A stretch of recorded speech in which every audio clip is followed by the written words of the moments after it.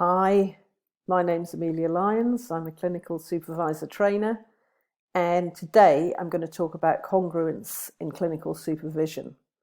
Now, what do I mean by congruence? Other words for congruence are authenticity, genuineness, so something about being transparently real and straightforward and honest, sort of involved in those kinds of words. And I'm talking about it in the supervisory relationship. So how do I communicate that in the supervisory relationship, and why might that be helpful?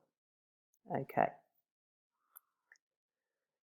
So just recently on the internet, just for a bit of fun here, I'm drawing attention to the "I'm Not a Cat" video, where a lawyer got stuck with a cat mask in the court in America, obviously via Zoom, because this is in days of COVID. And the cat's eyes were moving, his mouth was moving, a human voice was coming out of the cat, and it was really strange and quite amusing to look at. And the lawyer was saying, "I'm not a cat, and can we just carry on with the situation?" And it looked kind of a bit absurd. So it caused a lot of amusement over the internet. But I think the principle of that, or the moral of that sort of story, is that sometimes we can get stuck with our fronts and the facades that we might put on. They become like masks that get stuck to our face, and sometimes we're slightly aware of it, and other times it's completely out of our awareness. So if I was to give an example of that sort of thing happening, an example might be something that I've become blind to, where I may have been told as a child to cheer up when I'm depressed. "Oh, cheer up, nobody likes somebody who's got a long face. Cheer up, don't be silly," and so as a child, I may be sort of fairly compliant. I cheer up, I smile, even though I'm feeling sad. And as an adult then, I may be sort of sharing with a colleague that I feel sad about something, but I'm also smiling. And then the colleague becomes a bit confused, because I'm giving out a mixed message here. On the one hand, I'm saying I'm sad, but I'm actually smiling. The colleague's kind of going, like, "This doesn't really compute. I don't really get this. Can I trust this person?" And they may, if you've got a good relationship with them, communicate back to you that this information about me that I no longer remember. "Well, you're smiling, so I'm feeling confused." And you think, "Oh yeah, that's true. That is a mixed message." And so in that conversation, you begin to expand your self-awareness and grow it. So congruence is a function of the degree to which we're self-aware. So that's something to be really clear about, and that if we are to commit to being sort of congruent and genuine, we can only be that to the extent to which we're self-aware. And of course, it's a lifelong work, so we have to find ways to expand our self-awareness, and there are many ways actually to do that. So let's coming back to the supervisory relationship then. So the more the clinical supervisor, and I've replaced the word counsellor there with clinical supervisor, is able to be themselves in the relationship without putting up a front, then the greater the chance of the supervisee changing and developing in a positive and constructive manner. So the helper who's congruent conveys the message that it's not only permissible but desirable to be oneself. Well, how do we do that then? Okay, so now I'm going to talk to you about how this actually can work in the supervisory relationship. So First of all, we need to be aware of what we're feeling inside. And secondly, we need to be listening closely to the supervisee. So we're listening on two levels. We're listening to the supervisee, and we're listening to the feelings that are aroused in us by the supervisee through listening to them and their experience. And we need to be prepared to ultimately share the latter if it might be useful for the supervisee. So when I'm starting in supervision, I need to prepare myself. I need to get myself ready. I need to take some time, so I'm not late. I get to the venue, if it's a venue, or if it's in my office, it's over Zoom. I take some time. I don't do emails right up to the last minute of, projects, whatever, to the last minute of seeing them. I take out at least 5 minutes before the start of the session to get in touch with myself. How am I feeling? To catch up with myself, as I call it. So I just cast my mind back to the beginning of the day. Am I feeling a bit preoccupied? Was the car making a funny noise on the way into work today? And I'm feeling a bit anxious about, is it going to get me home? Do I need to take it to a garage? I might be feeling a bit cross or confused. Maybe I've had a little bit of a row with a family member before I went to work. It's slightly on my mind, feeling a bit perhaps unjustly treated or something. So that's sort of running round. So there might be a whole range of feelings that I'm feeling, or I might be feeling physically comfortable or slightly uncomfortable. Need to get myself a bit more comfortable. So I need to get in touch with myself, take some time to breathe. So for me, it is about mindfulness. It is about taking a good mindful breathing session, getting in touch with myself, and then identifying the feelings and kind of laying those aside as best I can for the session so that I am now emotionally available. And we can never completely, of course, lay those feelings aside, but it's a jolly good start if we can at least be aware of how we're feeling and attempt to sort of lay them down.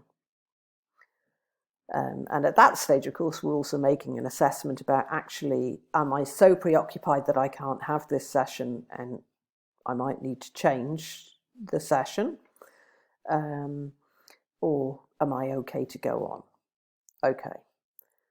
So then there's the online issues. Got to make sure there's nothing popping up to distract you. So many things these days just pop up on your computer and it can be extremely distracting. Phones buzzing, things going on. Again, for me, it's important to get rid of all of that so that I can concentrate. Okay, so now we're entering into the session and what happens next. So I'm listening closely to the supervisee and I'm listening to myself. So it might be one example where the supervisee is laughing and joking about how they're being treated at work. But I'm starting to notice that I'm starting to feel a bit uncomfortable, maybe a bit hot under the collar. They're sort of laughing and joking, but not being treated very well. And I'm feeling that I need to communicate back to the person that I'm feeling a bit uncomfortable with what's going on. Now, I need to do an internal check at that stage about, is this my feeling, is this theirs? And that's a little bit simplistic in itself because it's probably a bit of both. But where has it come from, this feeling of discomfort that I'm feeling and starting to feel a bit cross perhaps? So I do a little bit of an internal check there and make sure that it's coming from this situation rather than something that's happened before the session started. And then I need to think about the relationship. Now, is it strong enough? Is this the first session where really we just want to build up some trust and rapport, maybe not be too challenging at this point? On the other hand, there's a point in offering some feedback into the first session to see how the person can take that. So there's pros and cons to that one. But, where is the relationship and can I offer this back? So I might offer something like, you're laughing and joking about this, but I noticed myself feeling a bit uncomfortable about it. Wondering how that sort of makes you feel. So this may enable the person to actually stop and think for a minute. Oh, that's interesting. You're uncomfortable, and I thought I was feeling okay. But now that you mention it, maybe I am feeling a bit uncomfortable and a bit confused about why people are treating me in this way. So then the person may share that, and the conversation opens out to a deeper level. Now, the cost of not sharing back my discomfort at that point, if I was just kind of laugh and joke alongside the supervisee with it, but also feel uncomfortable, then I'm being inauthentic. Okay, so that's what we mean by authenticity or congruence and incongruence. I'm not offering something back that is happening in the relationship. Now, if I'm committed to being genuine, then I need to be committed to offering that into the relationship at some point. Obviously, you're not going to offer every single thing. You're only going to sort of put some things back in the session. There's only so much people can take. But it's very helpful to notice when you're being authentic, sometimes when you might be being inauthentic. Maybe take that to supervision. Think about it. There might be something quite powerful going on there.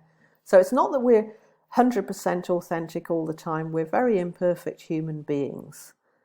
But if we can be authentic some of the time in the relationship and offer some of that richness back into the supervisory relationship, then we're off to a good start. I do remember another situation where I myself came back one day from being made redundant, and my partner of the time sat there and listened to me talking quite matter-of-factly about being made redundant, and he started to cry.